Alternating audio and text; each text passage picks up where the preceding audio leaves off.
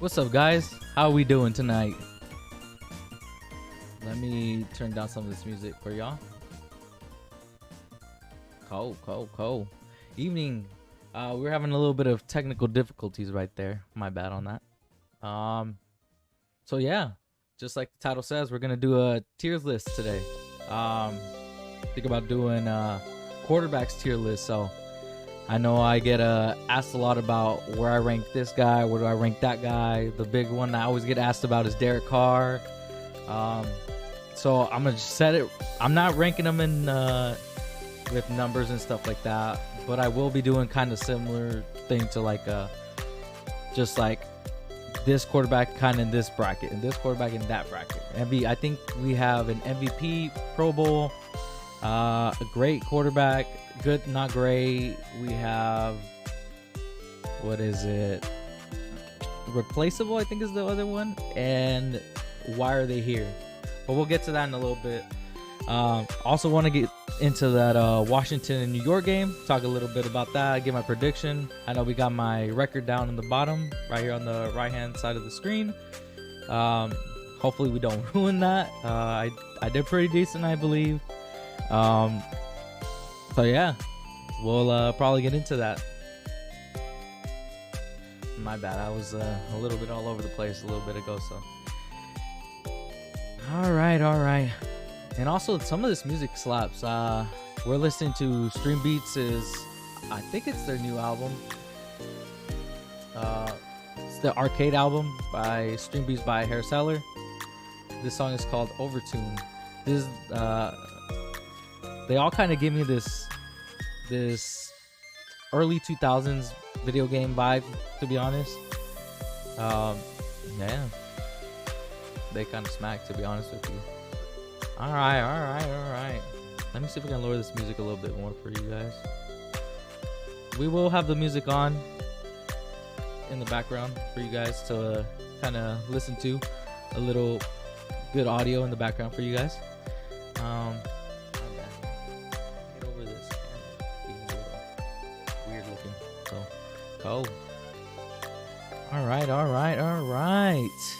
So, first things first, we're going to get into that Giants of Washington game. I'm going to take you guys to the ESPN kind of overview of the game.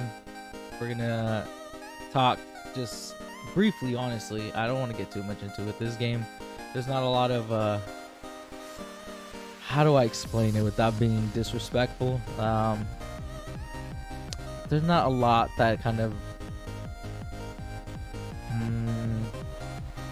entices me to watch it.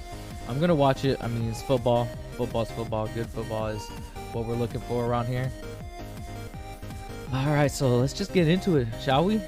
Quick and easy. Why not? All right, so we're here. Pretty much kind of gauged out a little bit of the screen. I won't be covering too much of it. So, all right. How do I start talking positively about this game? How do I get people invested into it? It's kind of a tough thing to do. It's a tough sell. Get a backup quarterback against who should be a backup quarterback, Danny Dimes. But nevertheless, good defense is going head to head. We get Washington's top defense. They have a great front seven.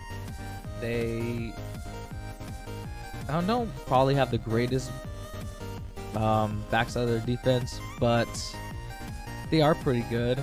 Nevertheless, they were able to carry that team to a 9-7 record. Well, 7-9 correction, 7-9 record last year, and to win the NFC East. So, I mean, they're not bad per se. They're not like smack the wall great, but they're not bad either. So, the New York Giants. I've been down bad on the Giants. I know I'm disrespectful to them a little bit sometimes. I've been a harsh critic on them, but I feel like 3 years in, we should be seeing the greatest of Danny Dimes. I don't know why we're not yet. Kind of surprises me, to be honest with you guys. But I think overall, in the grand scheme of things, it's a good matchup. Good divisional rivalries going head to head, going mano to mano, how they say. And the ESPN matchup predictor has them going 56 out of, I think it's probably like 1,000 or 100 games, most likely. But most of the time, more times than not, Washington takes the dub. I'll give you my predictions in a little bit. But the Giants, again, how the ESPN article explains, they do have a 6-game winning streak on Washington. So that includes the Washington games from last year. The 2 games that did feature those great number 1 picks that Washington has in the front 7. The only thing I will say is I didn't actually know Evan Ingram was out. I thought he was going to play. I didn't know he was out. So that kind of is going to make me probably more inclined to lean Washington. But that was kind of a weird thing that I read here when I first pulled up this website. Nevertheless, yeah, Washington has a 3.5 point favorite over the New York Giants. 56% of the games that they played or simulated, Washington would win it. Yeah, we're rolling with the Heineke in this one. Don't be afraid to pull out your Heinekens, how they say. I think this game will be quite similar to that Denver Bronco game we watched this past Sunday. It's going to be a lot of defense. Someone's going to strike big, and I think in my own little imaginary world, I'm thinking Washington comes up big in this one. They're going to probably win. If I'm going to predict a score, 27-16, something like that. I mean, do I think Washington could score 27 points? Maybe not. Not on that defense, but I'm probably banking on a Heineke taking some chances, taking some shots, throwing the ball deep to Scary Terry. He has, I think I remember DJ Moore. No, not something more, I believe. That Washington team is just all over the place, man. Logan Thomas, the tight end's pretty nice too. Antonio Gibson as well. I think the Giants are too Saquon centric, and they desperately need him to get back into form. If not, I don't know what we're gonna do with the Giants. So yeah, I'm gonna stick with that being my pick. Washington 27-16. Sure, we'll stick to that. I mean, it's probably a lot lower, maybe the same thing we saw on Sunday, 20-16 with that Washington and Chargers game. But I just hope we have a good game.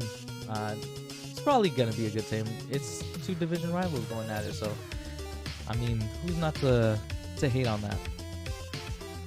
The only other thing I'll say is the key things that I would watch in this game is just the offensive line of the Giants. They were really weak last week against Denver's defensive line and their linebacking core. They were really weak against that. And do we see a replication? Is that a word I could use? Of that against the Washington front 7 that features, I think it's 4 first-round picks. That's going to be a matchup to watch. I know a lot of people don't like to see offensive line play. I do. I think it's a key part of football. And honestly, the broadcast shows a lot of it, to be honest. So why more people don't watch the offensive line play? I mean, us as football fans, we like to sit down and watch our games, and we watch the quarterbacks, what they do.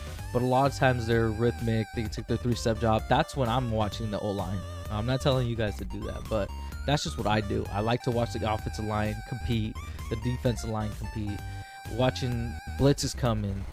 Ooh, I just saw, I'm just going to pick the Dolphins and Patriots game.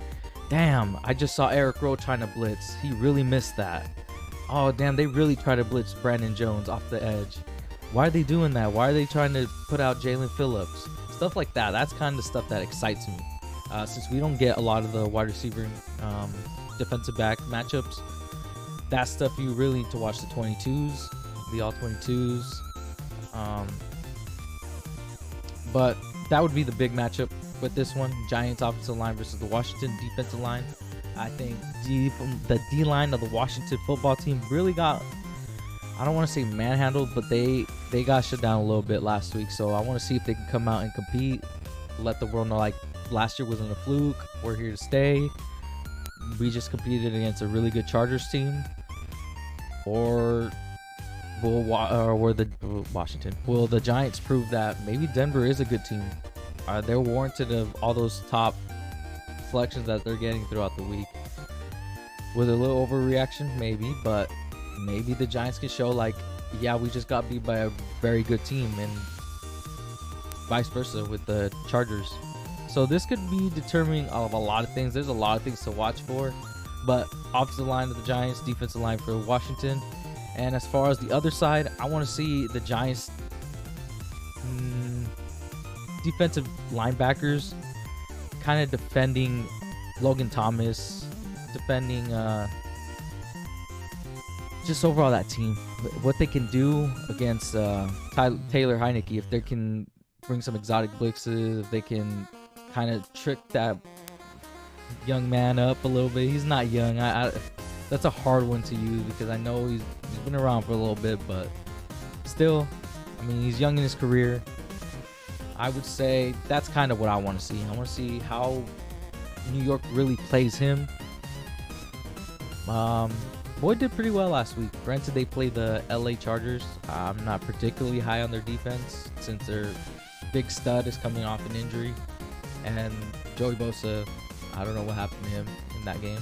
It's a little weird. It was a weird game, that Chargers and Washington game. But I think Washington does show, just for my prediction, I think Washington does show that maybe the Chargers are a lot better than we thought, and Washington is just a little bit better than the Giants. That's probably what we're going to see. Yeah, that's pretty much all I got on that Washington game. The one thing I would say with Thursday night games, since there's not much to talk about, there's just maybe their storylines, not so much in this one. This is what we're going to get. Washington versus New York. Week 2. We got to get every team primetime game, so let's just knock these two out early and on. I can't complain. It's football, but it is what it is. All right, so like the title shows, we're going to do a tiers list, and I'm just going to get into it pretty quick. We're trying to just go through things quickly here. Let's see. So, I forgot there's a God tier. So, we have a God tier, MVP caliber, Pro Bowl, good, not great, serviceable, replaceable. Why are they here? The serviceable one, maybe I should change that. But I think we'll leave it. Replaceable.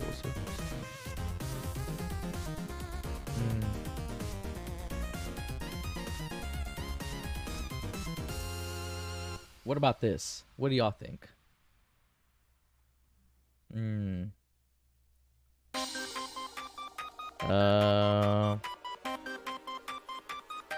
Now, you know what? I'm just going to leave it.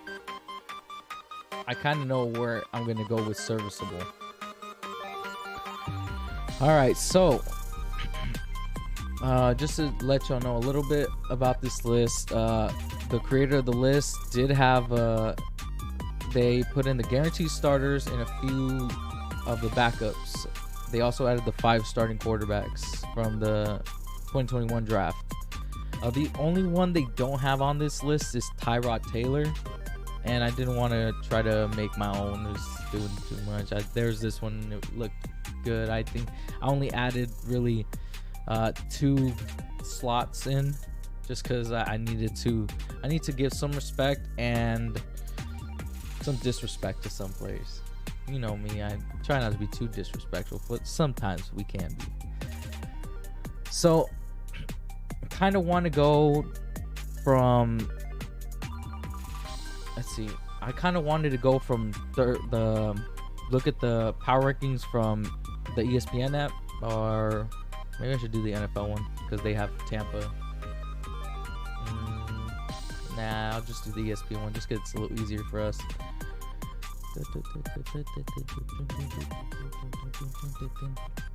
This one hits too. I like this song.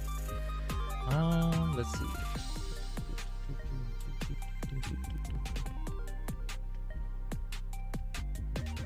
Let's see. Where is it? Where is it?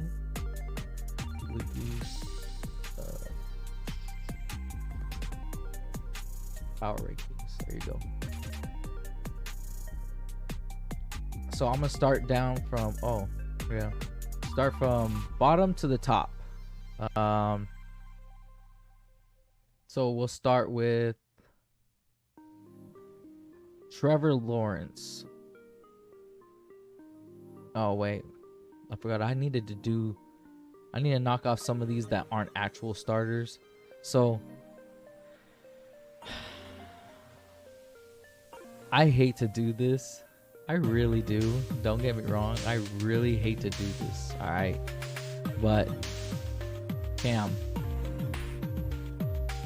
we're going to slap him in. Why is he here? I know it's wrong. Granted, he's I think unless he's gonna be a backup somewhere, he's not gonna play again. So I really wanted to call this tier the why are they here, as to like they're not starters at all.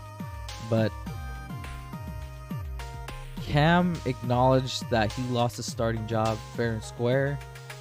So I think just putting it out there that if he's willing to accept that he's not a starting quarterback, why should we believe that he's deserving of saying deserving is such an ugly word. How do I say this? Look, the man acknowledged he got beat by someone else as a starter, and sometimes in life we have to accept we got beat by someone. It is what it is. That's part of being mature. But like, he's not in the league. I think what is it, the Washington football team came out and said that they're not planning to sign him. So where is he realistically going to go unless he's a backup somewhere? I hate to say that this is the end of the road, because I don't think it's the end of the road. Somebody's going to sign him next year. But his days as being a starting caliber quarterback, I think they're gone. I mean, last year wasn't great. The year prior to that wasn't great. He got hurt. As a matter of fact, he got hurt in the year before that he actually did play. I mean, the last time we saw great Cam Newton was the year that they were 6-2. I think that might have been 3 or 4 years ago, where they started off like 6-2, and then they got beat by the Steelers, and he got hurt, and it's just been on a constant downhill turn from there. It's a thing, man. I mean, yeah. I mean, I don't want to keep going on. I don't want to beat a broken bush, you know what I mean? So, all right. Next one, who's not an actual starter, Taysom Hill. What do I have to say about Taysom Hill? Nothing bad, honestly. I was surprised he lost the starting job. I think when we saw him last year in that 4-game sample, we didn't see a great Taysom Hill by any stretch of the imagination. Not even close. Not even close. But I also am not like discouraged that Jameis actually won the starting job over Taysom. Granted, he just threw 5 touchdowns Sunday. So, I mean, all I'm gonna say is, do I see Taysom Hill playing this year? Probably not, unless Jameis gets hurt or something. We see something ridiculous. But he's gonna take some Hill things. He's gonna get a couple plays in. He's going to let the world know, like, hey, I'm still here. Do a good play, score a touchdown. But yeah, why is he here? He's a backup quarterback. Next one. So I hate to do this because I haven't even talked about teams, but we're gonna just add him here, Mr. Drew Lock. Mr. Drew Lock. You know what? Funny story about Drew Lock. Going into that draft with him, Danny Dimes, and I think the other one was, name doesn't cross my mind right now, but he plays for the Steelers currently. I don't know, maybe you guys can remind me, but damn, how do I not remember his name? That's quite disrespectful. Nevertheless, so going into that draft, I actually got quoted saying, look, I'm not like the biggest fan of this draft class, but if put in a good situation, I think Drew Lock is the best of the bunch. I know a lot of my friends were telling me Danny Dimes was, and the night of the draft, we were surprised that the Ohio State kid, the one that's at the Steelers, you know what? Let me find out his name real quick. Steelers backup.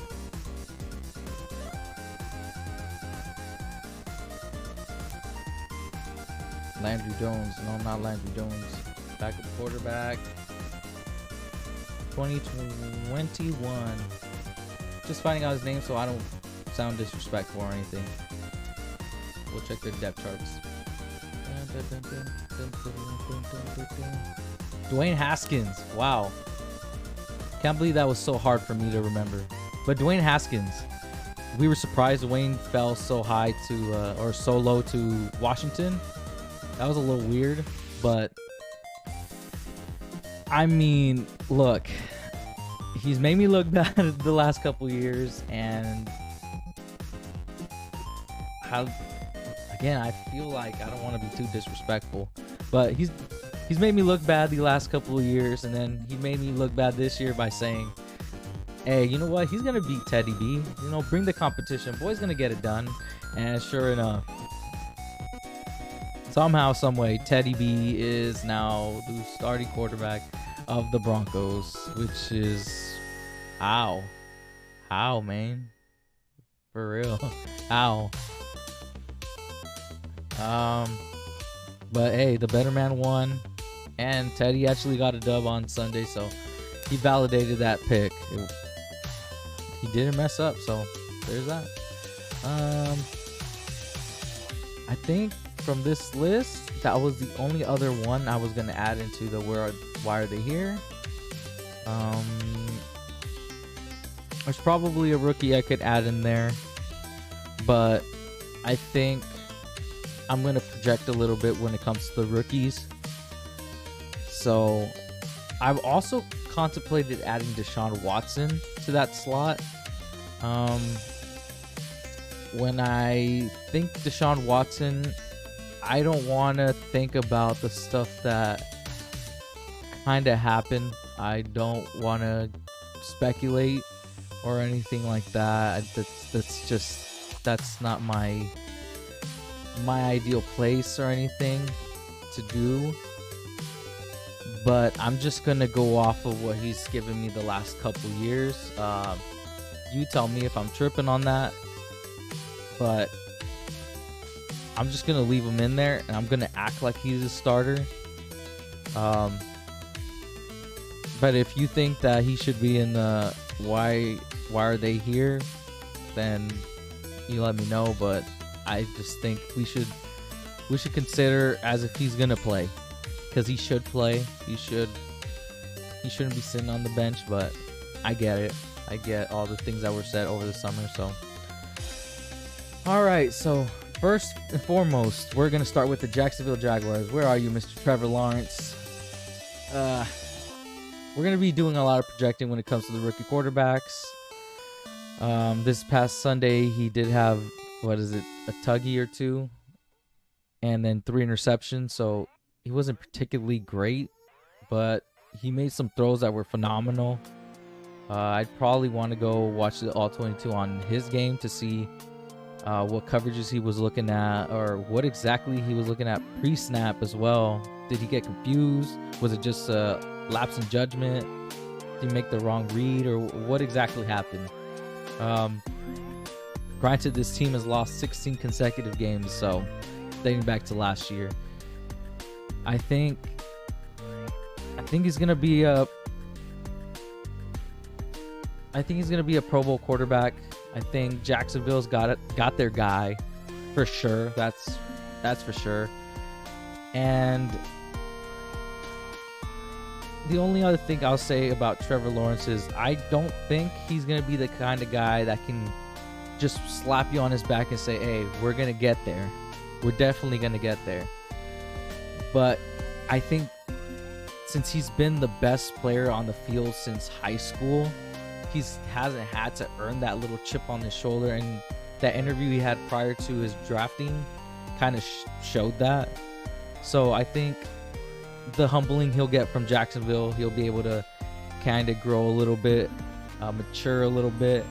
I know people say he's mature beyond his years, and that's true. But I mean, just in terms of football, he will mature, and he'll be a quality Pro Bowl quarterback. I think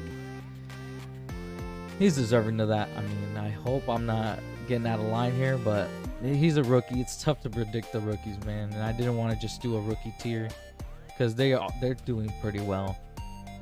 I think next was the New York Jets. Yes, sir. And with their top rookie, Zach Wilson. Where are they at? BYU. Here he is. All right. When it comes to Zach Wilson, the only thing I'll say about him is he's nice. He did some really good things, and he brought his team back, which was pretty impressive. I mean, I didn't think I see that from a rookie quarterback. That was impressive. And I know everyone's touting him as the next great Patrick Mahomes level quarterback. I know Tony Romo has been quoted as saying that. I don't doubt that not Dave Gum. That's the one from the New York Giants. The general manager from the Jets believes that he found the guy. Do I think, though, that he's going to be in that MVP God tier level? No, I don't think so. But fuck Trevor. That's foul. Where do you think Trevor should be at then? I'm just wondering. I mean, you let me know. Mr. Football 2.0. Ouch. Where would you put Trevor Lawrence then?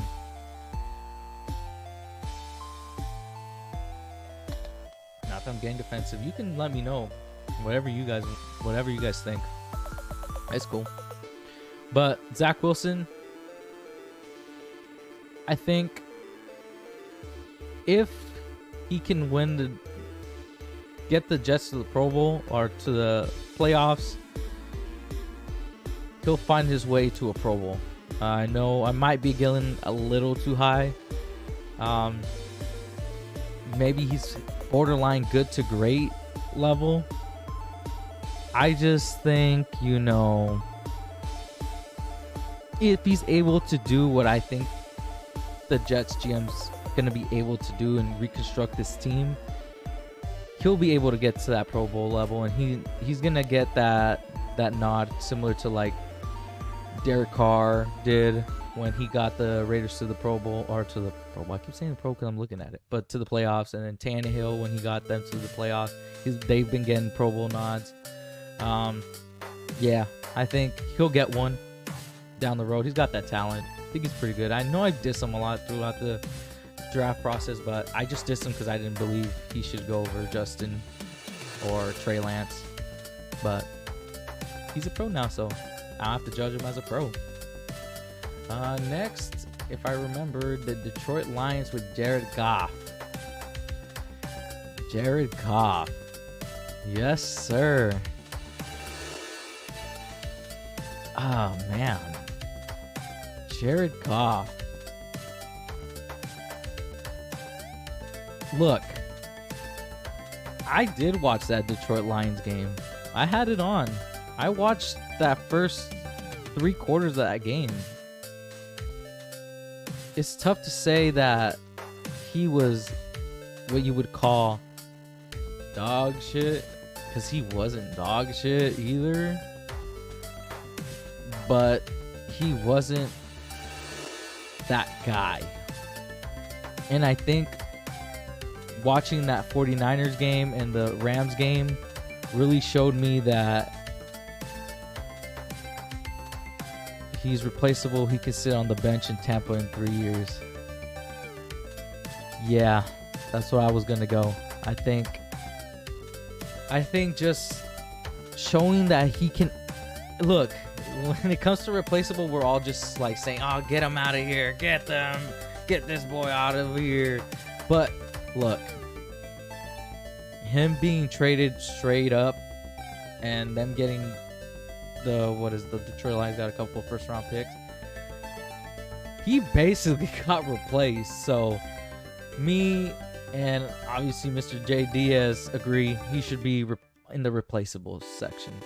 I think wholeheartedly they're going to be in that Sam Howell, Spencer Rattler, sweepstakes.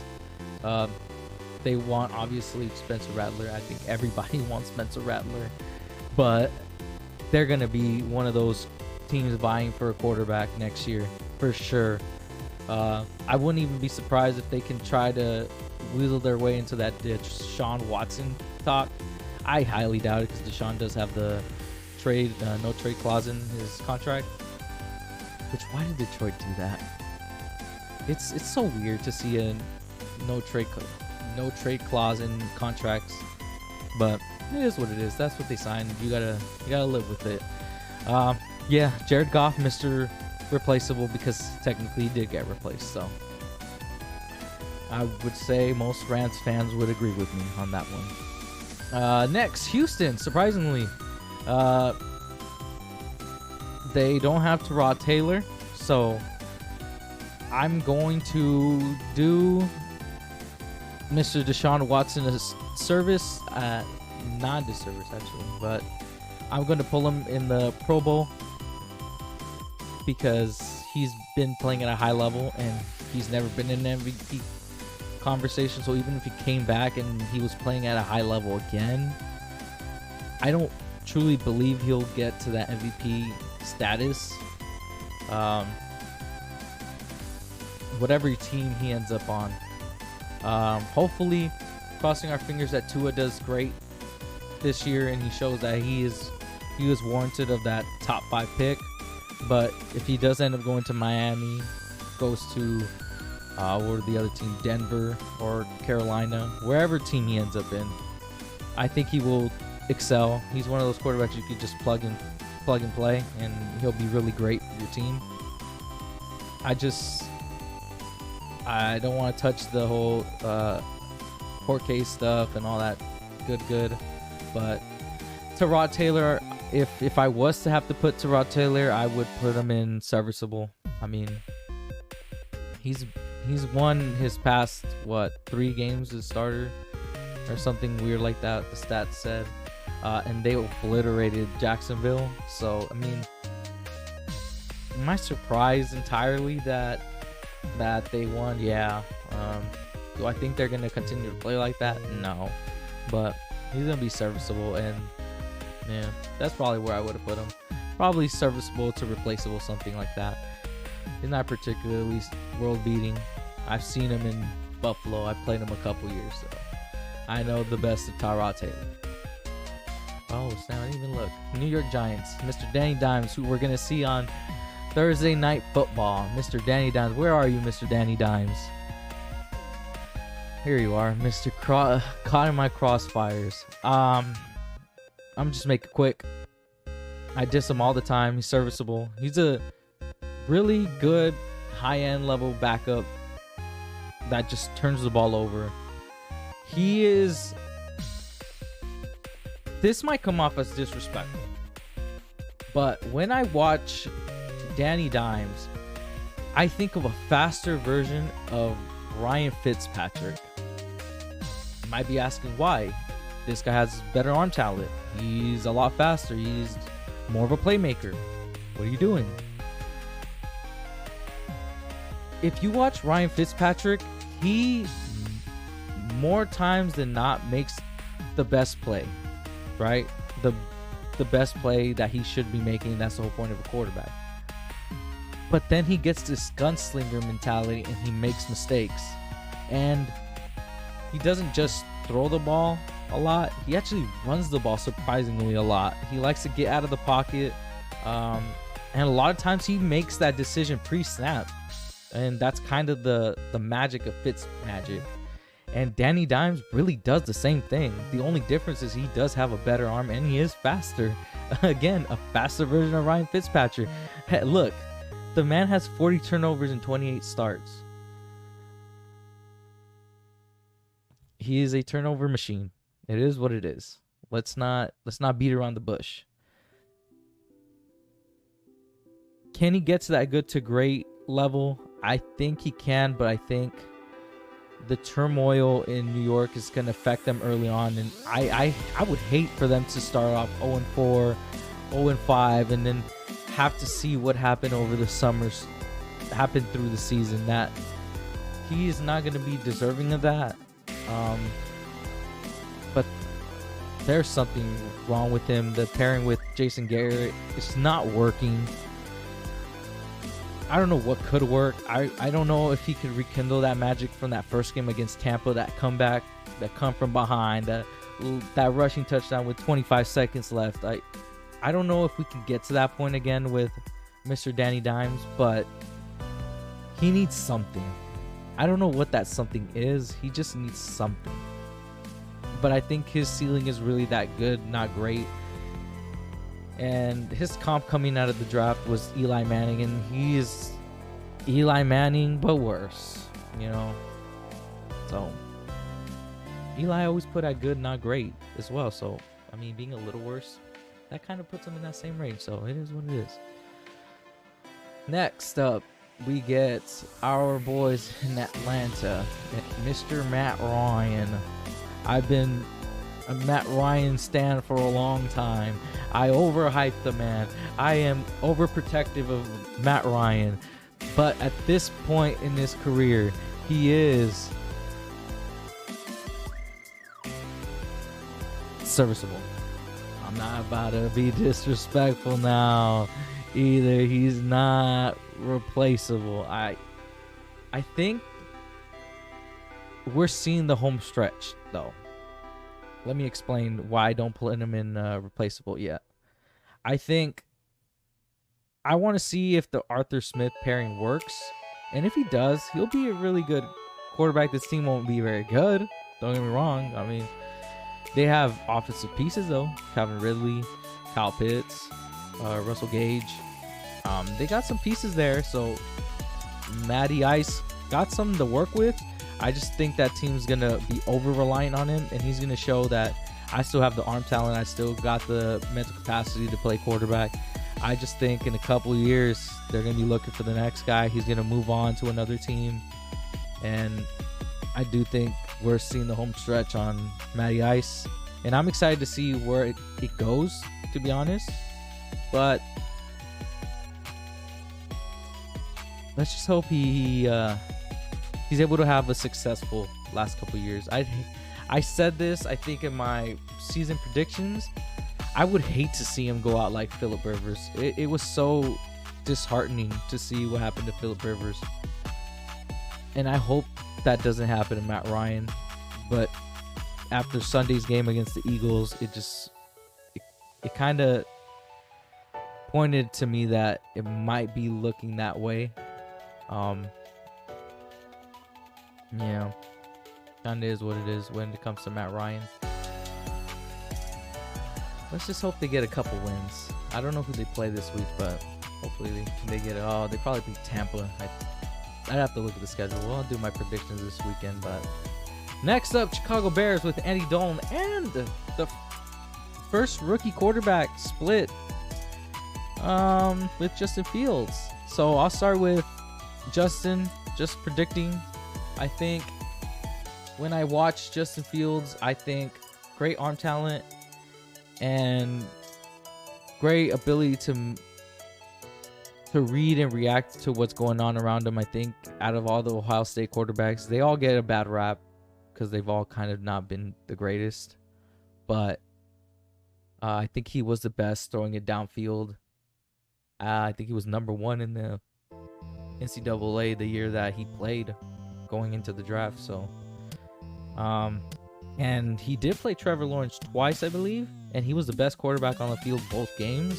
So, hey, that's some stuff to be commended. And I think the unfortunate part is that he does play for the Chicago Bears, and I hate to say he's going to be the one to break that tradition of bad quarterbacking. I don't want to say they get bad quarterbacking per se. It's just I don't want to beat history either. So I think he'll be good, not great. He's not quite ready. All that I watched throughout preseason, he just didn't look ready entirely. And I think good, not great is a good spot for him. And when it comes to Mr. Andy Dalton, I'm going to put him replaceable because Justin Fields is going to replace him here soon. How he doesn't... Look, this is something I watched on First Things First this morning.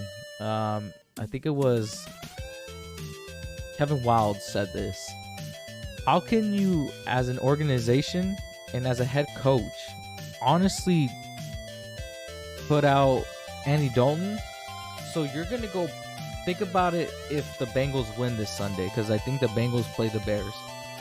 If the Bengals beat the Bears with Andy Dalton as their starting quarterback, imagine having to tell your fan base, we just got beat by the guy who replaced our starting quarterback, and we just lost to them. That, to me, I really had to take a step back and really said, well, damn, I haven't really thought about that. But that's true. Andy's playing his replacement, and he could potentially lose. And just, I don't see any chance that Chicago allows Justin to sit on the bench week 3. Especially if they lose. If they win, I could see how, okay, you know what? Give Andy some time. We did promise him this starting job. I mean, it was weird. You shouldn't probably have done that, but I mean, they did that, and let's just move on. I think replaceable isn't... I'm not getting out of bounds here. Maybe I am. You tell me. Man, I'm just tripping, and I don't know what the hell I'm talking about, man. All right, next up, we get the Minnesota Vikings with Mr. Kirk Cousins. Where is Mr. Kirk Cousins? There you are, Mr. Kirk Cousins. And I'm going to make this one short and sweet. Good, not great. I think he is a excellent quarterback. I've said this repeatedly. Great.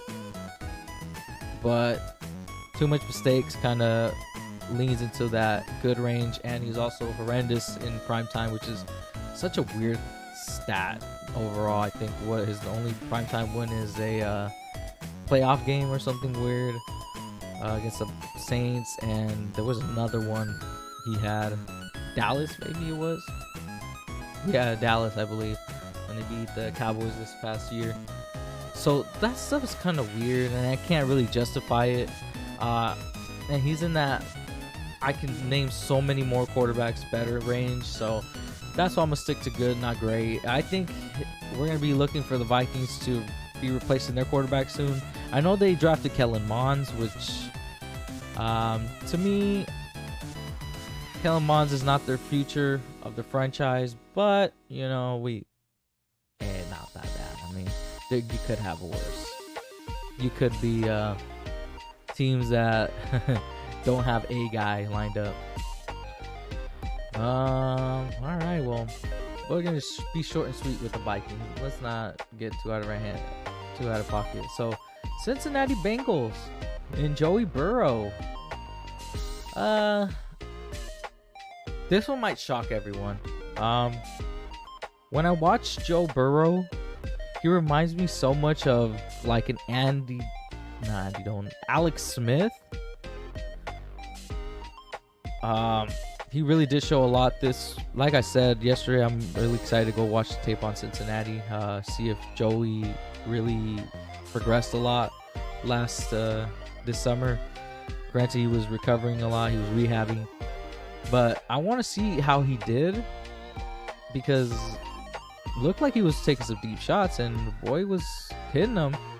So pretty excited to go check that out. But overall, I think there's so many AFC talent at quarterback. I think it'll be tough for him to get to the Pro Bowl. So I don't think he ever gets to that Pro Bowl level.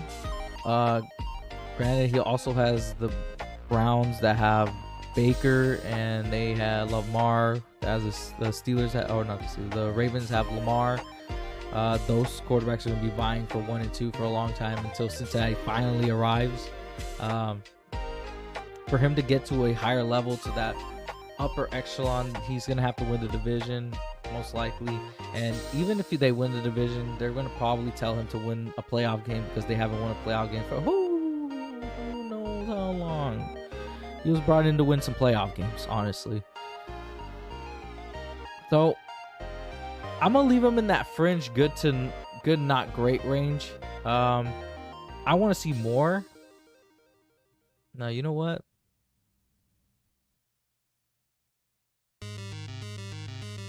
I can't justify putting Zach over Joey if I'm not gonna put him in good, not great. You know what? Yeah, I'm gonna move Zach down and I'm gonna leave Joey there. I want to see a little more from Joe Burrow. I think I need to see more. It is what it is.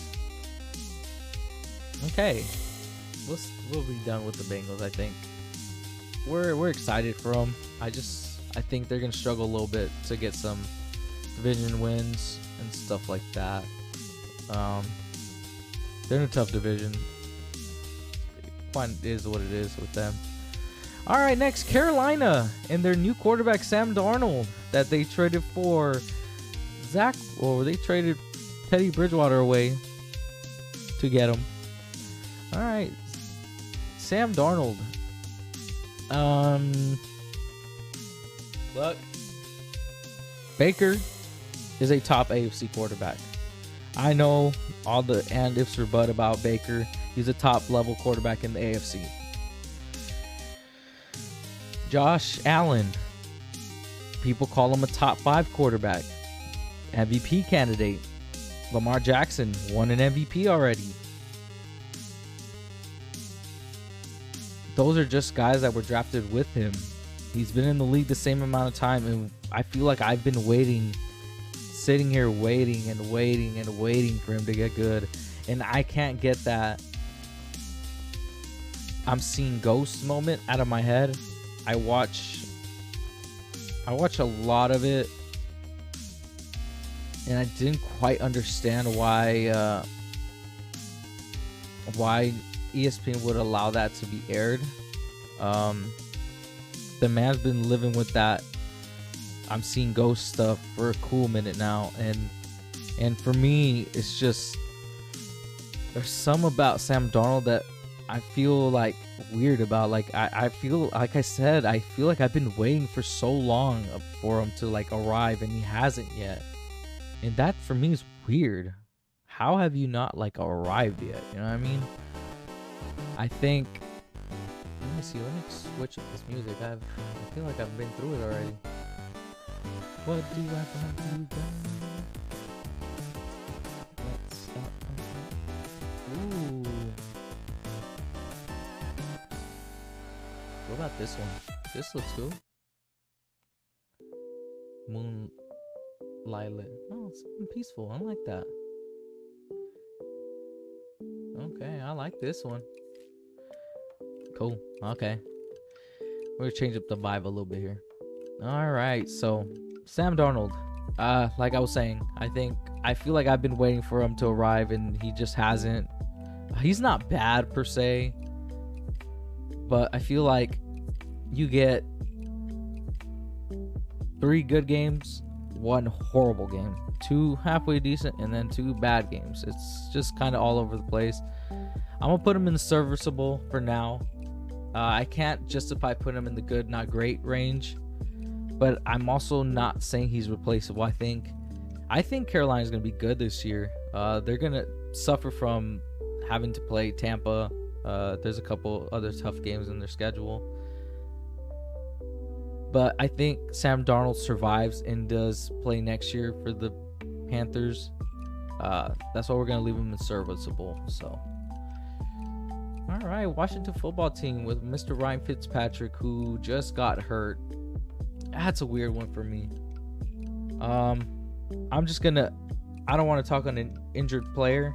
I hope he does recover. I think he got put on IR, so he's probably out for 8 weeks or something. I forget what the IR rules are, but I'm going to put him at replaceable. The Washington football team have the worst quarterback room in the entire league.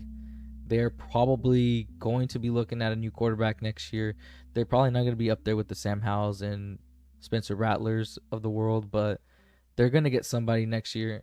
If not, they're going to be rolling out with Kyle Allen, Taylor Heineke next year, which will be quite weird per se. Yeah, if Ryan Fitzpatrick does come back, that's a big if. He's going to just get replaced next year anyway, so I'm just going to leave it at replaceable. I feel like I'm not getting out of pocket here. It is what it is.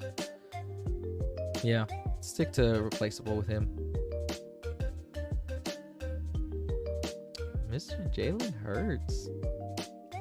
Mr. Jalen Hurts.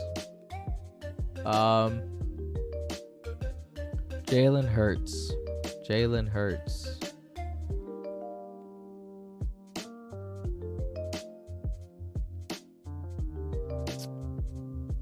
Good, not great. I need to see it. I think Jalen and Joe, I need to see it first.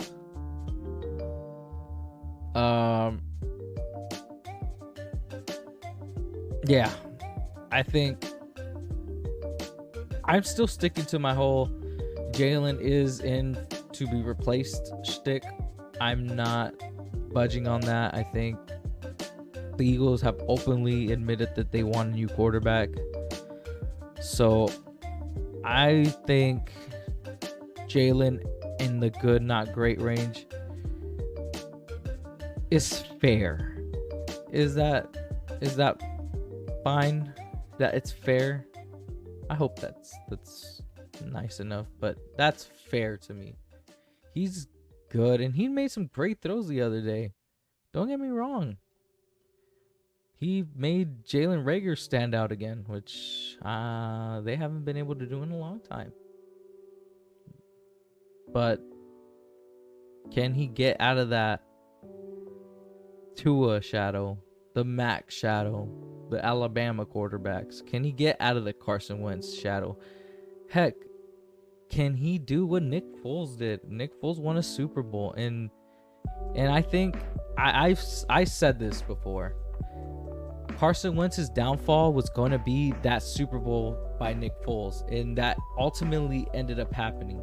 Can Jalen overcome that same thing? Can he overcome the Carson Wentz talk that you ran Carson Wentz out of the building?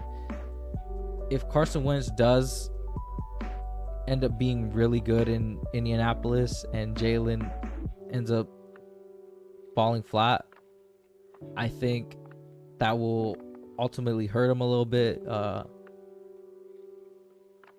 So I need to see it. I can see how he could be a Pro Bowl level quarterback though. He does have some studs at wide receivers, studs at tight end. The offense got a lot of weapons. It's just that defense isn't all that great. But I mean, from all estimations, is Jalen's a great leader. I think hopefully he could be the heart of that team and can carry them to some wins this year. I'm in the with Joe Burrow, because it's like I want to see you guys overcome. I think we've seen you guys do good in good situations, but adversity, I need to see you how you handle that. You know what I mean? So I'm gonna go with good, not great with Jalen. Maybe I'm tripping there, but that's kind of where I'm gonna put him. I feel like I'm not being disrespectful or anything. Teddy Bridgewater. Look, I'm gonna keep it short and sweet with Teddy B. Teddy Two Hands. Replaceable. You've been replaced now 3 different times. And Denver's going to be looking for a new quarterback soon. I don't care what Von Miller says. I don't care what anybody in that building says. You are going to be replaced, and let's leave it at that. But hey, I think Denver's going to be pretty good. I mean, let's hope he does pretty decent. Las Vegas. So why this whole entire stream was planned out? The whole Derek Carr stuff.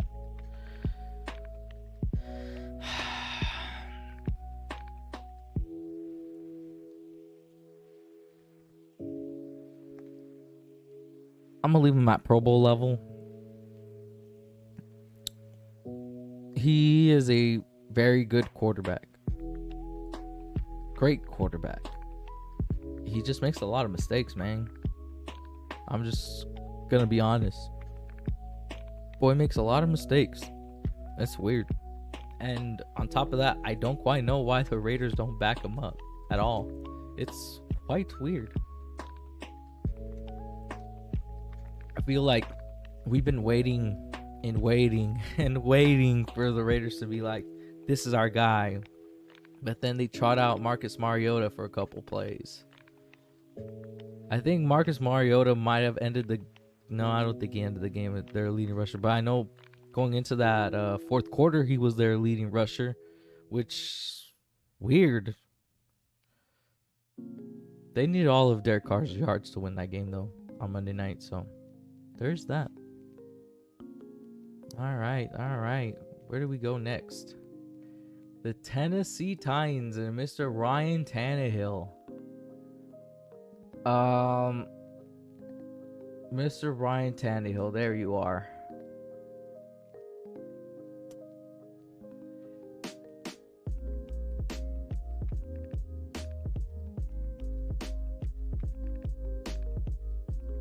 I think Kirk Cousins and Ryan Tannehill are the same quarterback. Tannehill just has more an athletic build to him. Let's put him ahead of Joey, though. I think Ryan Tannehill is that fringe top 10 quarterback. He's in that Derek Carr range where, like, you're not top 10, but you're not bad either. I'm not going to say like you're a top 13, 14 player in the core quarterback in the league. He was a top 100 player last year. But let's all be completely honest. That team is a Derrick Henry heavy team. As far as Derrick carries them, that's as far as they go. When the Titans needed him to win on third down, he couldn't against the Kansas City Chiefs. And if you try to tell me, well, what about against the Ravens? Well, what about the Patriots? Let me remind you, the man walking into the AFC title game had 117, I believe, passing yards. Going into the AFC title game. How is that even possible? Well, I know. Her name is Ryan Tannehill. And then when the game, they were up by 10, and Mr. Mahomey busted out the biceps and said, "Come at me, bro. Come at me. I need you to duel me." It was never close. And I think they got blown out in that game, I believe. And I've seen the best of Ryan Tannehill. Let's not get it crazy. I think he has. I don't get me wrong. I think he probably does end up the Pro Bowl again, possibly. But overall, if I'm looking at just the talent, how he contributes to the team, it's just in that good, not great range. I'm not trading a lot of picks for him, to be honest. He's good. He's not great. All right, there's a reason the Dolphins trade him. There's a reason they get beat whenever they need him to come up big. I always say, go watch the Cleveland tape. Go watch the Ravens tape from last year. Go watch the Kansas City tape. Go watch the Green Bay tape from last year. When Tannehill is the offense, it doesn't do very well. Next up, the New England Patriots and Mr. Mac Jones. Okay, Mac Jones. Mac Jones. Good, not great. Do I think what I saw on Sunday is indicative of what he's going to be? I think sure. Sure. I think that could be where he's going to be at. I think I'm going to do a lot of adjustments though. But Mac Jones, when I watch him, he makes the good plays, the best plays, but he's not going to make the splashy plays. And I think when you start getting into that Pro Bowl, MVP, God tiers, you have to be a guy that can not only just stand in the pocket and let it rip, you have to be impromptu. You have to make plays not structured in the offense. And I believe Mac Jones will suffer from that. If the offense isn't exactly what I'm seeing, it's not going to be well. In Alabama, he was a great 1-2-3 step darted. He had some great wide receivers, don't get me wrong. But in New England, he does have arguably one of the top offensive coordinators in the league in McDaniels. He also has the best coach of all time in Bill Belichick. So do I think he's going to be bad and fall on his face and be a bust? Maybe. But he'll make some plays. He'll be able to keep New England competitive. Hopefully Bill doesn't get fired this year and they do well. But Mac Jones will be decent. You know, he won't be a splashy player. He won't be like ridiculously great or anything, but he'll be all right. I think that's viable. Mr. Aaron Rodgers. I keep looking at Aaron Rodgers, man. Next, Mr. Carson Wentz. Pennsylvania.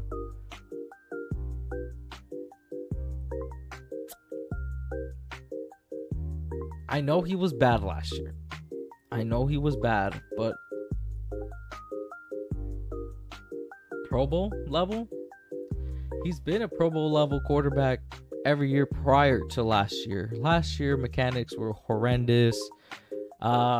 People forget, though, that he spent the early onset of that offseason recovering from the injury, from the concussion, and he is an injury-prone player, so he probably had treatment, recovered from that concussion, and just was overall trying to get his body right, trying not to get hurt. And then in the summer, he did have that foot injury, so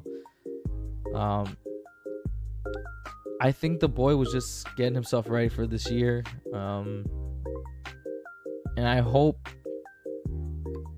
he's good. You'd hate to see the Colts suffer because of their starting quarterback, and this is Frank Reich's guy, all right? This is the guy who almost won an MVP. So that's kind of why I put him at Pro Bowl level, because I've seen him in that MVP caliber, and I don't think he's ever going to be an MVP level quarterback again. So I think Pro Bowl is a decent spot, especially if he can get to that level again. I didn't see it last year. There was a lot of mistakes. He was sloppy.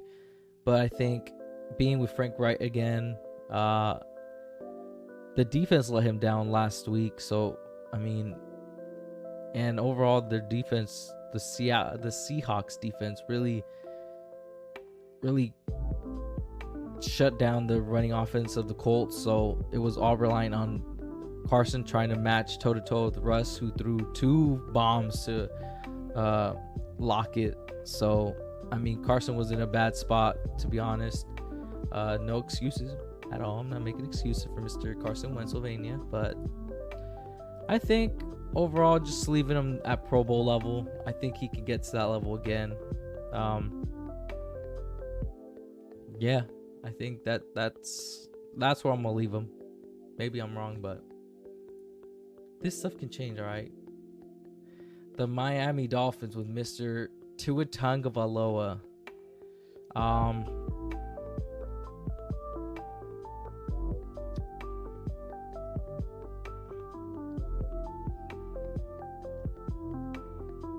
He's gonna be good, not great. When I see Tua, I think Joe Flacco. I always use the comp Joe Flacco. I think very good quarterback. You know what I mean? Like, he doesn't suck or anything. He just lacks that something. I don't see that I don't see that I can carry this team on my back. And I don't think he has to or anything. The team's really good around him, but good, not great. He hasn't really shown me anything other than that, to be honest.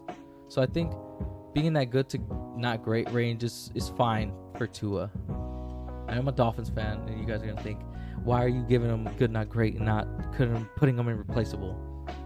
Well, I don't think he's replaceable. He's not in that replaceable range yet.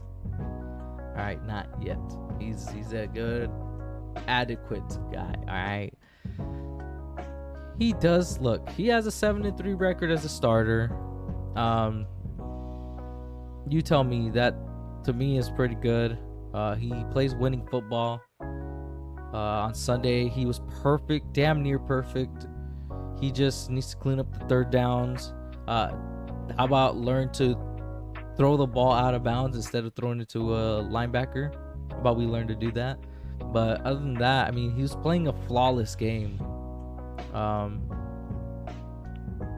He's my guy, all right? But I'm not too, ridiculous about him either, okay? I'm not crazy. Maybe I am a little bit crazy, but don't judge me harshly, okay? Sheesh. All right. The Los Angeles Chargers and Mr. Justin Herbert. MVP candidate. Now, do I think he will be an MVP candidate? No, I don't. But from all estimations, you have to remember when it comes to the MVP, numbers and storyline. The third pick of the 3 quarterbacks the year of Joey Burrow and Tua. He wasn't even supposed to start, and if he puts up ridiculous numbers, I think down the road he could potentially be in the MVP candidate, especially since that would entail having to beat Patrick, which I don't think at all is going to happen. But if the Chargers can build a great team around him, I think he could catapult himself into that MVP race. And look, honestly, if him and Mahomes are dueling throughout their careers in LA and Kansas City, that ain't bad for the league. 2 young quarterbacks in their respective division dueling for first place and possibly the AFC title games or spots in the AFC title games. That could be ridiculous, and that could be great storytelling from the NFL. And when I say storytelling, I don't think the NFL is rigged. Let's not start that debate. But I think he'll probably be up there by the end of, I don't think this year, but I think down the road he could potentially get to that MVP caliber level. And I mean, 31 touchdowns, 10 interceptions, I believe, or something weird like that. That stuff can't be debated. My only thing with Justin Herbert is the whole, I've seen this with Baker. Baker was very good early on his rookie campaign. And all of Justin Herbert's records were records that Baker held. I think only one was Peyton. I think it might have been the passing yardage one is the one that Peyton had, or Russ. One of those two had it. But yeah, I've seen the stick with Baker, but I don't think he has, I think, way more talent than Baker. You know what I mean? So I think he'll be in that notch above Pro Bowl. He'll be in that MVP conversations for the years to come. Hey, so look, I'm saying nice things about Justin, you know what I mean? I could be just dissing him because everyone disses Tua, but I don't. I'm not like that. So I think it was Dallas, right? Dallas at number 13. Okay, so we get Dallas next with Mr. Dak Prescott. Look, let's not beat around the bush. Boy's gonna be in that MVP conversation. He's gonna be very good for the years to come. Will he validate the money he's being given by Jerry? Probably not. But I don't think any quarterback can live up to that besides Patrick Mahomes. Look, the Texans gave that money to Deshaun Watson, and Deshaun really, really fell off. You know what I mean? Like, it is what it is. And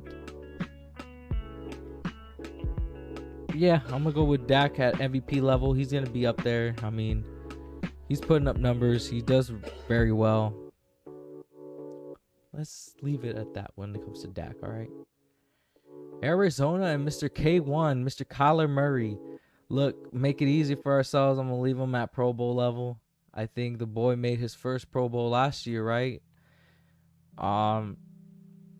I think he's going to be a mainstay there for a long time. He's going to get the stats. He's going to get the numbers. The team probably won't win this year with Cliff Kingsbury as his head coach. It is what it is. But I think Kyler, still a very good quarterback. He's going to put up mad numbers, and he's going to be a mainstay in the Pro Bowl scene. It'll be tough with the NFC having a lot of quarterbacks, but that's the thing with all of them, to be honest. You know what I mean? I do think Kyler, though, is going to be a notch over. I mean, look, he didn't make the playoffs last year, and he's made the Pro Bowl. He'll probably be doing that for years to come. So let's not be surprised that Kyler is being put in this Pro Bowl section. Good quarterback. Especially good on the run. I don't think he's in that Lamar Jackson range when it comes to like running quarterbacks, but he is pretty good. I would say he's a little bit behind Lamar. I don't think he ever puts up like 1,000 yards rushing that Lamar did, but he's gonna be an effective tool for Cliff Kingsbury down the road. If hopefully he sticks around, he doesn't get fired, and we're not hoping for anyone to get fired, but hopefully Kyler can be a weapon for him to use. Next, the guy I've been looking at this entire damn time, Mr. Aaron Rodgers. Mr. I'm offended. He won an MVP. Okay, he won an MVP. It is what it is. He will be in that MVP race for years to come. I can't even be upset about it. It is what it is. I think, though, if he does end up winning another MVP, probably isn't in Green Bay. He's going to go somewhere else and try to do what Tom did. I think all quarterbacks are probably looking to do what Tom did at the end of their careers. The days of quarterbacks just staying in one spot, I don't think it's going to be a thing anymore. Heck, Deshaun Watson wants out of Texans, you know what I mean? Like, I think the only real quarterback that will realistically want to stay with their team is Mr. Derek Carr, who said he would be willing to retire, which is weird. But yeah, I think some of the mainstays will probably just be like Patrick, Dak, or probably two that I look at and say they'll probably be one team and that's it. But teams nowadays are willing to give up on quarterbacks quicker. Yeah, I think that's what we're going to be seeing. I think the Tom Brady, what he did is going to be a new norm, especially if Aaron Rodgers does it with Denver or whatever team he ends up going to. I think that's going to be a thing going forward. We're going to be looking at quarterbacks going to different teams late in their careers. Baltimore, Lamar. But heck, we have Tannehill, Kirk Cousins, and then younger guys, you know. Oh, and Jared Goff, Carson Wentz, but younger guys as well. Sam. Yeah, kind of is what it is. I think there's gonna be a lot of quarterback movement moving forward, to be honest with you. Next, Lamar Jackson. Action Jackson. I know he had a bad showing on Monday night. I understand, okay? I understand. Boy didn't show a lot on Monday night. I get it. But, look, the rushing ability is undeniable. I think that ability to just show that you can affect the game in very different ways is going to show. He really does need to polish up as a passer. I know Brian Greasy and I forget what their names are, but the Monday night broadcast team did try to hype his passing abilities up a little bit. It's just not there yet. And that's so weird to say. But I think the ability to run the ball is kind of allowing him time to truly mature to that level. And if he does only have like an 8-9 year career, if he can win the Ravens a Super Bowl, then it'll all be worth it, okay? Joe Flacco didn't last as long as Matt Ryan, and I think he had a successful career, even though it hasn't particularly lasted as long. And if Lamar Jackson is in a trajectory similar to that, where he can win a Super Bowl, play 8, 9, possibly 10 years, and have his body kind of deconstruct a little bit, and that's what his career ends up being, I think that's a successful career, to be honest with y'all. But if he does polish up as a passer, starts getting more into that Kyler Murray range, because I think what Lamar needs to do is dial up Kyler and ask him, hey, who's your quarterback's coach during the summer? Or Russ, who's your quarterback's coach during the summer?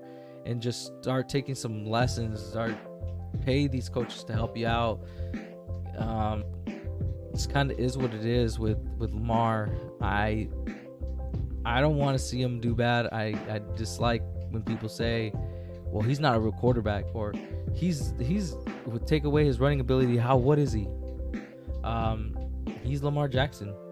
If you said the same thing about Michael Vick, what would Michael Vick have been without the running ability? Pretty much nothing.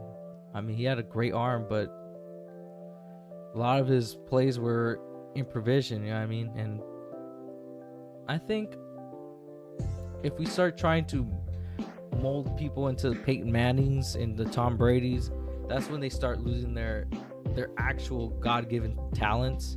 And that's what I don't want with Lamar. I think he should grow on what he has now and utilize all the things he has available to himself, all the abilities he has available to himself.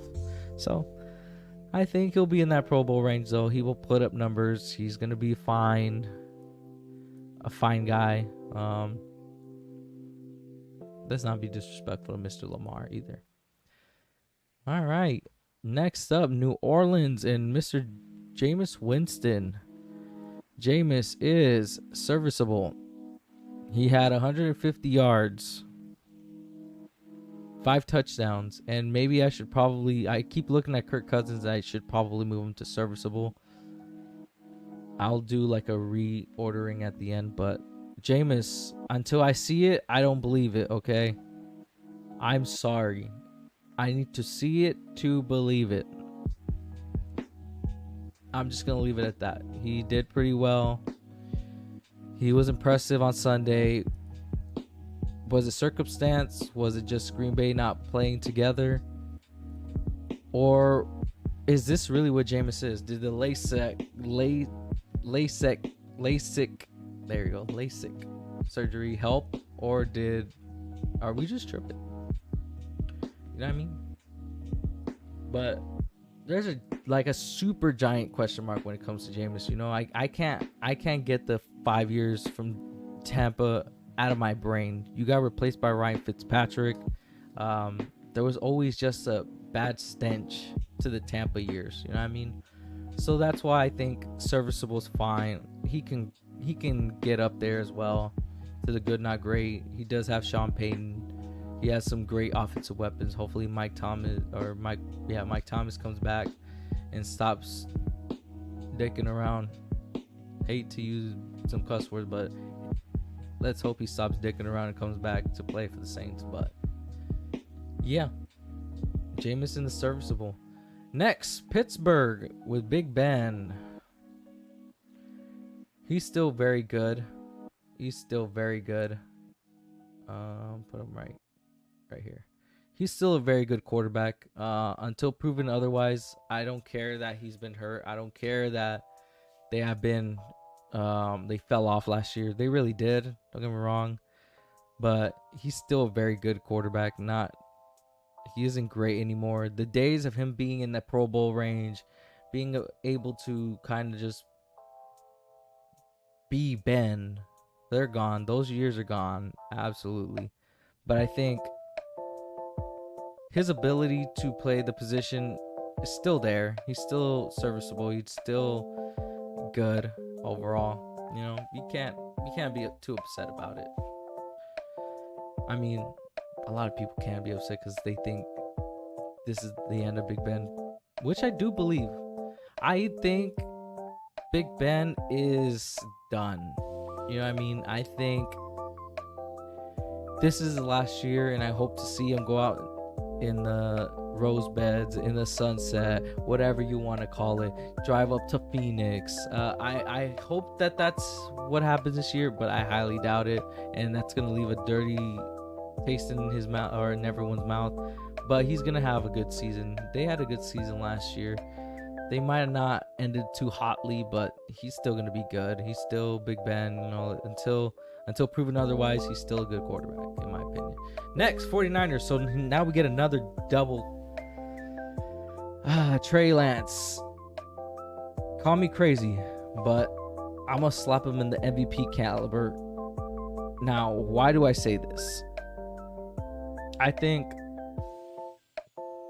he's going to be paired with Kyle Shanahan, one of the greatest offensive minds in the game. I think he's up there with the McDaniels, the Sean Paytons, and stuff like that. I think he's going to have Trey prepared when he does inevitably take over that starting role in Santa Clara.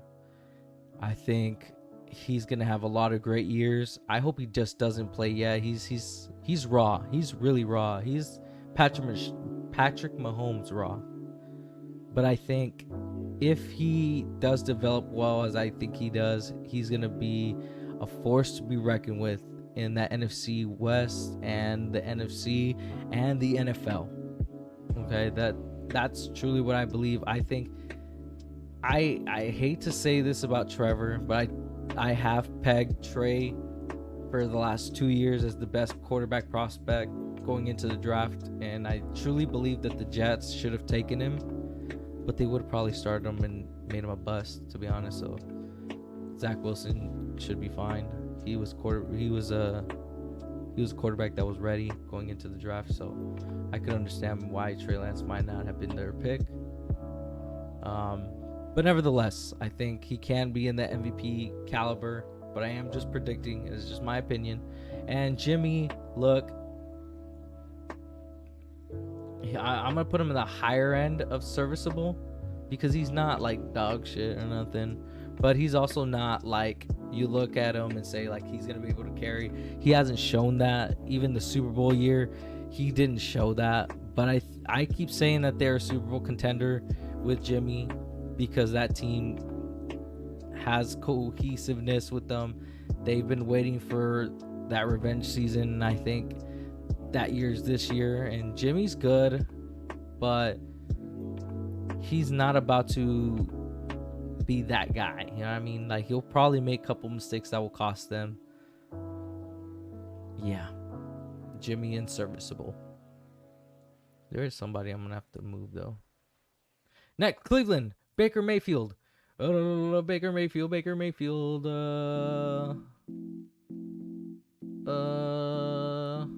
Fine. We'll do a reordering here in a minute. But Pro Bowl level. Yes, sir. I think he's going to be a Pro Bowl level quarterback. I think he's going to get Odell back.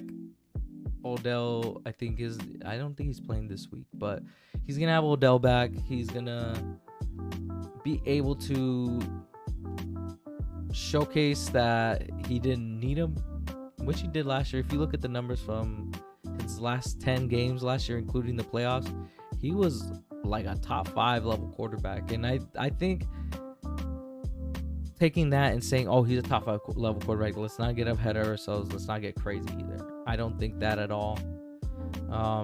But I do think he's going to be a very good quarterback. He's not going to be an MVP candidate because he doesn't put that kind of numbers out there. I know I put Herbert up there, even though he put up godly numbers at his rookie season. But it's not like he put up passing yards either. He just puts up the passing touchdowns. But I think as long as Nick Chubb and they're probably going to end up replacing homie from Kansas City, but as long as Nick Chubb and someone else is there for a long time, that defense is still intact, that team's going to be a force to be reckoned with, and he's going to get himself some Pro Bowl nods just because they're going to be winning. And quarterback win is a stat that is ridiculous at times, yes, but it kind of allows him to get into the Pro Bowl, and that's kind of what I'm going to be seeing from Baker for years to come. Next probably is going to be the Bills or something, right?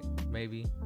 Yup, the Bills, if I remember correctly. Josh Allen, look, let's not get crazy. He's going to be an MVP candidate for years to come, I think. He's been showing that the last couple years, man. That, give me a second. Let me recollect my thoughts before I say something ridiculous that someone will judge me for. But when it comes to Josh Allen, I think he's shown a constant uphill growth, right? He was dog his first year.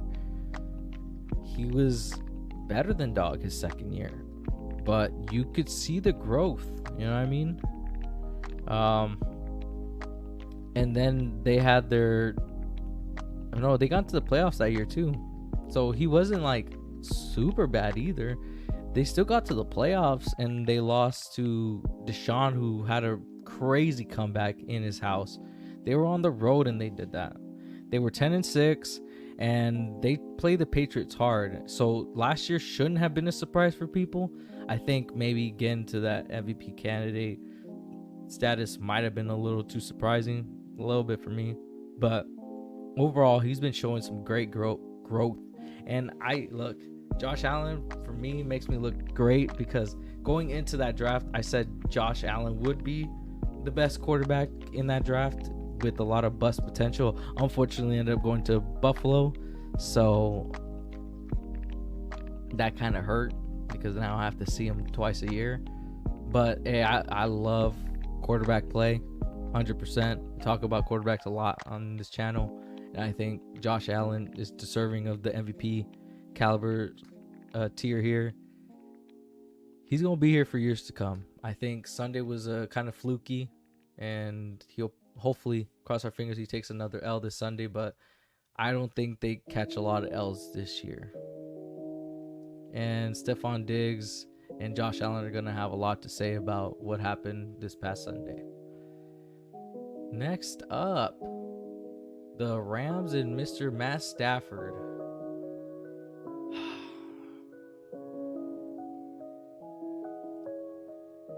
I struggle with the Matt Stafford, man. Because I don't want to put him in MVP caliber. And, like, sure, he could be an MVP this year, but I've never really thought that, oh, he's an MVP candidate either.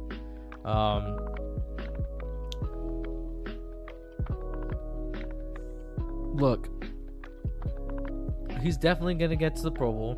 All right. He's definitely going to get there. When you talk quarterbacks and their abilities to win, he's not really up there. He's never really shown it. But I think he's going to be fine this year. He does have Sean McVay, one of the best play callers in the game. I think he's going to put up God numbers. He's going to put up good numbers. And the Rams will win a lot. So I think he can get to the Pro Bowl. And I think he's in that Pro Bowl level. You know what I mean? So let's leave it at that. I think next would probably be Russ, Tampa, and then Kansas City. So look, I'm just going to run this quickly for you guys so I can start my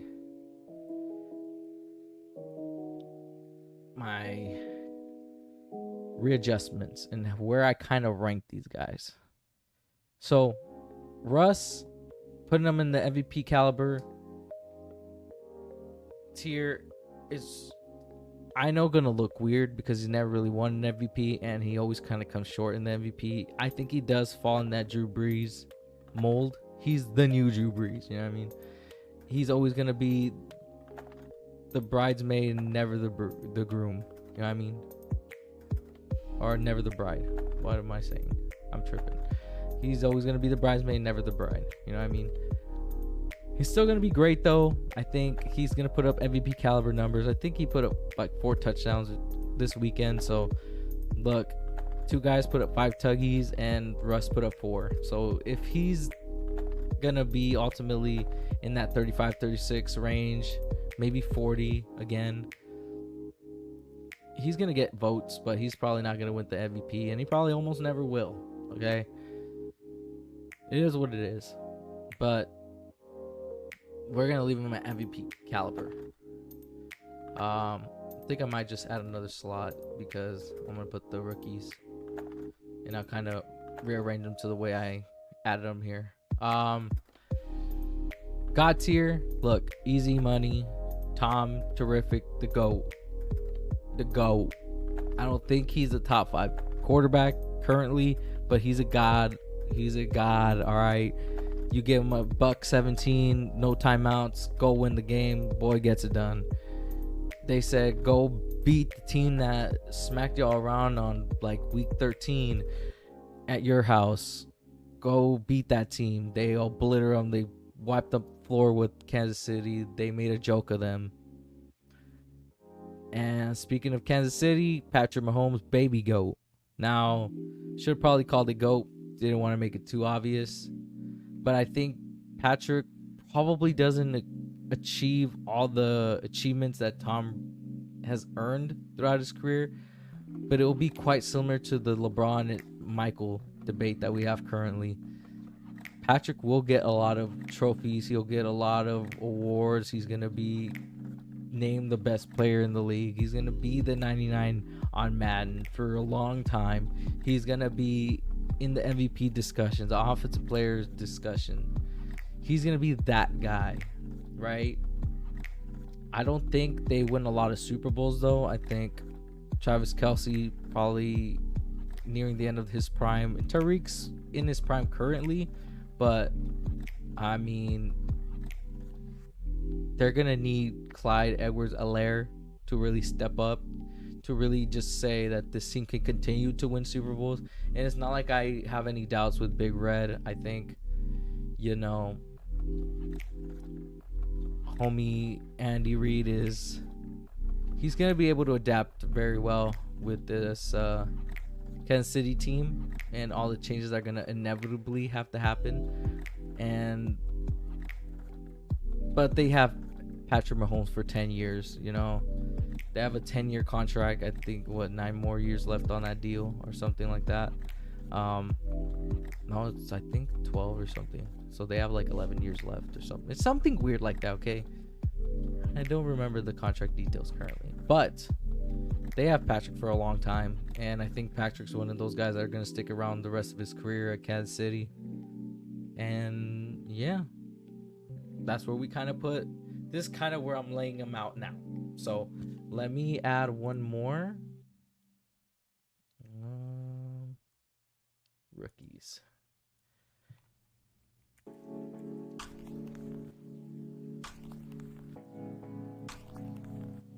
And below. Okay. Oh, damn.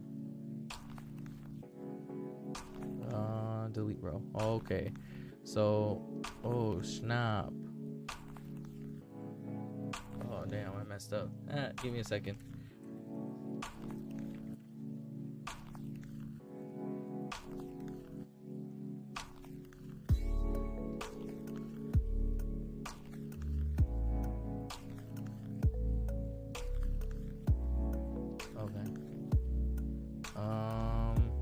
Oh damn, what am I doing?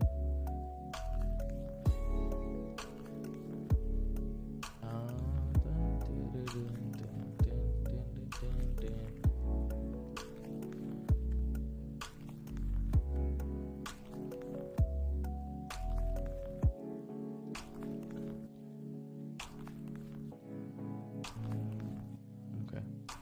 So, just to kind of run off the rookies, I did say Mac would probably be good, not great. I think Justin will be ahead of Mac in the long run.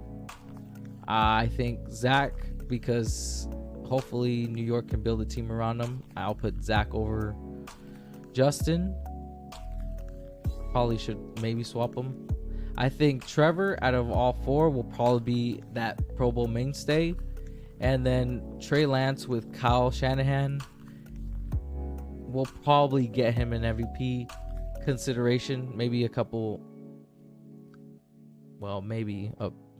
votes here or there. But this is kind of my layout with the rookies. I'm just projecting. It's not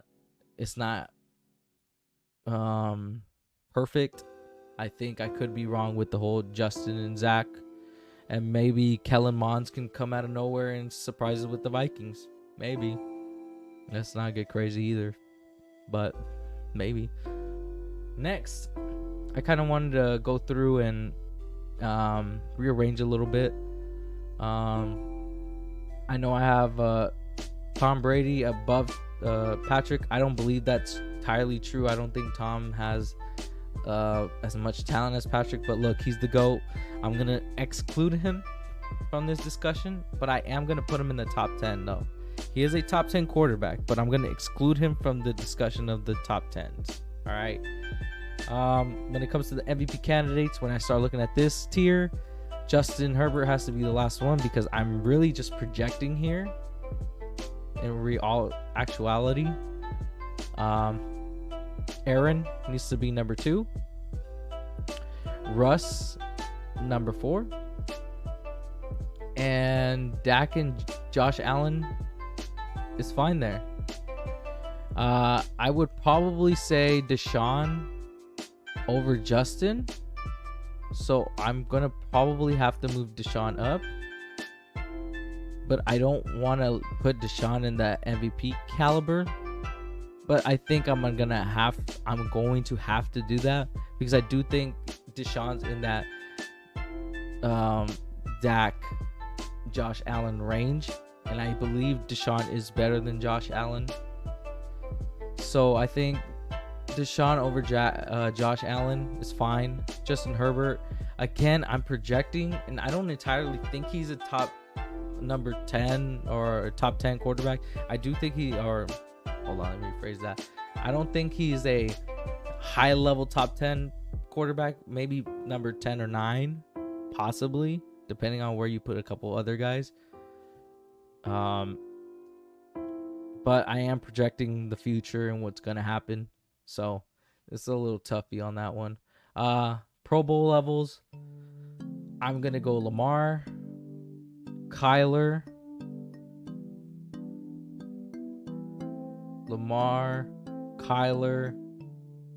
Baker, Carson, maybe Matt above Carson, and then Derek Carr. This is kind of where I'd put it. So, that's Kyler Murray being a top 10 guy though.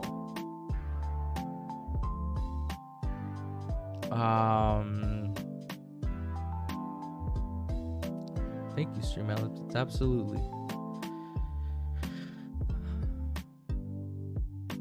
I'm going to put Baker over Kyler because I've seen Baker do it in the playoffs. So I need to see Kyler do it. Stafford as well. I need to see him do it in the playoffs. These guys right here, this Kyler Murray through Derek Carr range, I need them to do it in the playoffs. I know Carson's been to the playoffs. He started an actual playoff game and he got hurt. So that's quite unfortunate. Matt Stafford's been in the playoffs twice and he got smacked both times. Derek Carr didn't even get to play in his playoff game, and Kyler got hurt, unfortunately, week 17, which basically was a win and get in game for them, and he missed out on that opportunity. So I think this is where I'm going with the 11 through, what would it be, 14, 11, 12, 13, 14? Yeah, I'll stick to that. Ryan Tannehill. Oh, here's the other one I was going to do.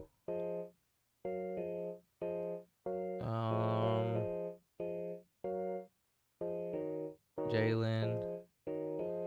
Kirk Cousins. Sure.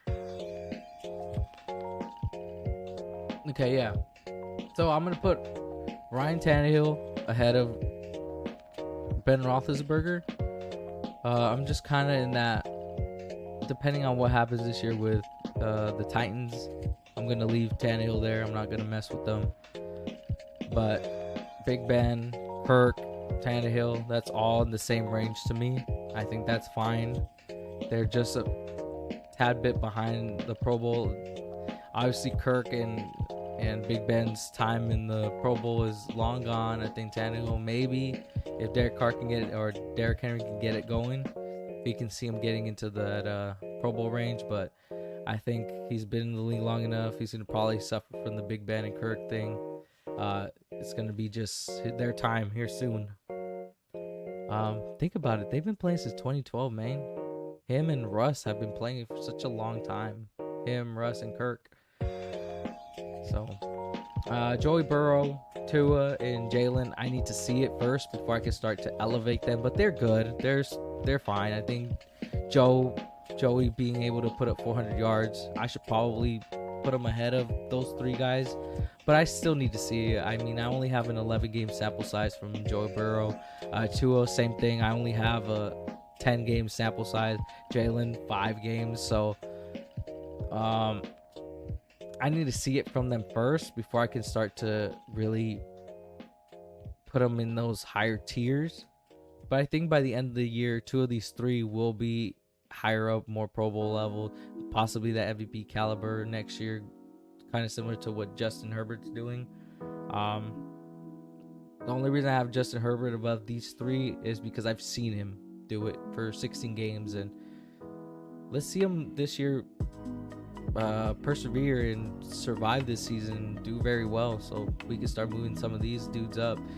Kind of similar to what Tom Brady was saying this week. He got quoted saying that the league is possibly so much younger than he even remembers.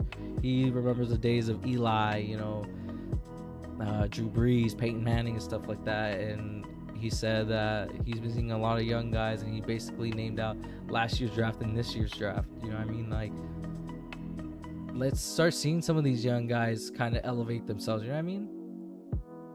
When it comes to their serviceable, replaceable, I'm not going to move this stuff just because there's no real point. I think these guys are all well, but they're probably gonna get replaced here soon, within a year or two. This one hurts the most. Matt Ryan hurts the most to me, but I can see where his time in Atlanta could be coming up. Jameis, when I look at these 5, the one that I look at and say, oh, he could possibly jump up substantially is probably Jameis if he does pretty well this year. I just got to see what he did on Sunday. Probably not 5 touchdowns. He's not going to be throwing no 5 touchdowns every week. That would be ridiculous.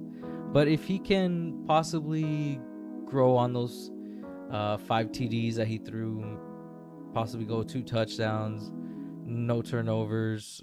That's the big thing I want to see from Jameis. No turnovers, please. Turnovers will cost your team, and the Saints have no wiggle room for you to be making mistakes. So, out of those 5, Jameis is the highest one, I think.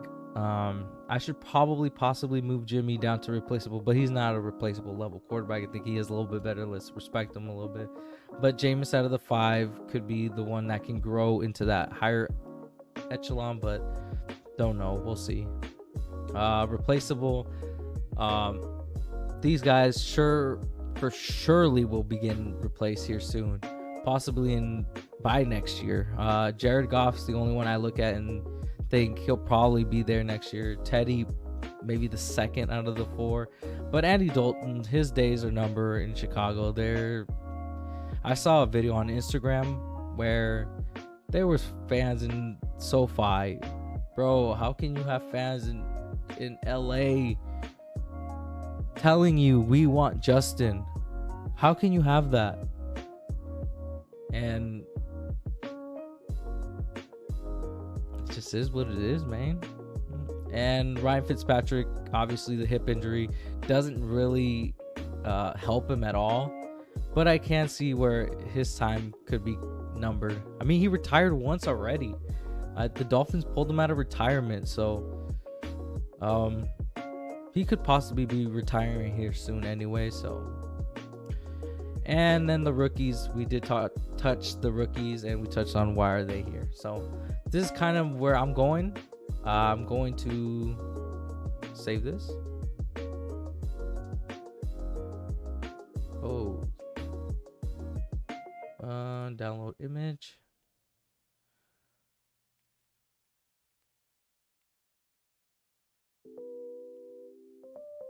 Okay, I'll do that later. But what I'm looking to do is possibly saving this image and going back the end of the year, possibly when I do my end of year recap, and kind of looking back at what I said on some of these guys. Where was I right? Where was I wrong?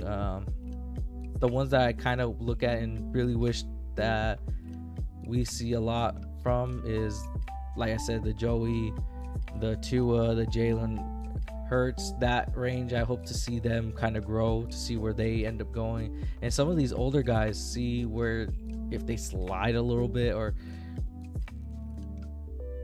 will they kind of elevate themselves to ahead of these young guns, Dak, Josh Allen, Justin Herbert. I know Deshaun will probably not be in the next one. We're gonna have to put them in why are they here, which I should probably, you know what, no, because then people are gonna start saying that Kyler's a top 10 quarterback, and I don't need that in my life. All right, I don't need that in my life. But we'll try to find one that has Tyrod Taylor next whenever I redo all this. But yeah, take a good look, and this is where we're at for 2021, my tier list for quarterbacks. Let me go to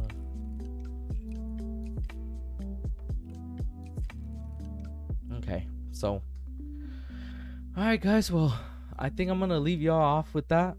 That was a nice little beefy one. That was a long little chit chat we had. But yeah, I feel like I kind of went through most things, kind of spoke on most things I wanted to touch on. There's a couple things I didn't get to. Some guys, but we have an entire season to touch on football. You know what I mean? So just kind of give you guys a heads up. So Thursday, we don't do a stream. Friday though, we'll be back. I think we usually get on at 9 p.m. ish, 8:30 p.m. Pacific Standard Time. We'll get on, play some games, kind of recap what happened tomorrow with New York and Washington. Which, if you weren't here for earlier, I did pick the Washington football team to win that game. Hopefully that record right there stays intact and get a winning record going into the weekend. Kind of get myself a little bump, a little push. And yeah, hope to see you guys on Friday. Other than that, stay hydrated, stay safe, enjoy your evening. From your boy King Exodus, stay safe and goodbye.